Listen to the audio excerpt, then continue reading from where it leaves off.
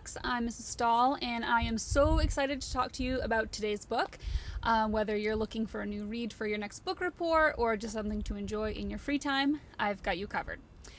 What I have for you today is Star Splitter by Matthew J. Kirby. This is an awesome sci-fi book that you won't want to miss. Let me give you a quick summary of what this book is about.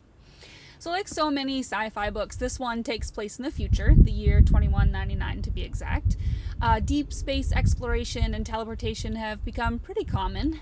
Jessica, who's 17, is grudgingly joining her parents on a distant planet where they're trying to do some research.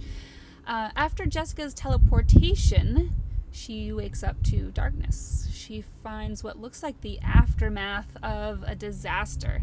There's bloody handprints and just puddles of blood. There's a wreckage of a lander, and outside, graves. Jessica thinks she's the only one alive on this planet until she turns around and comes face to face with herself. Oddly enough, Jessica doesn't get along with her other self and treks out alone to find the other lander somewhere on the planet. But getting there is only the beginning of a very dangerous and very strange experience. What I loved about this book is thinking about whether or not I would get along with myself. I imagined whether or not I would recognize my own facial expressions or my body language. Would I go along with a plan I had made? Would I be suspicious or trusting of another me?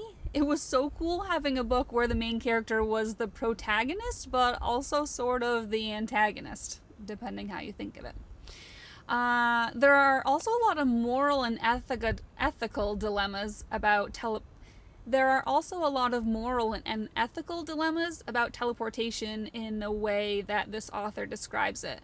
So rather than having your whole self kind of like beamed up or transported to a new location, you're basically printed and the old you is discarded. So there are a lot of laws and regulations in this society about how teleportation works. So even as you're reading all this wild stuff happening to Jessica, you can't help but wondering what's going to happen when someone finds out there are two of her. Overall, I'd give Star Splitter 5 out of 5 stars. It's a fantastic read for people who enjoy sci-fi or reading about ethical dilemmas. In fact, this book was so good that it's what inspired me to make this series of book talks. So if you're interested in reading Star Splitter, you can check it out from our library or put it on hold if it's already checked out.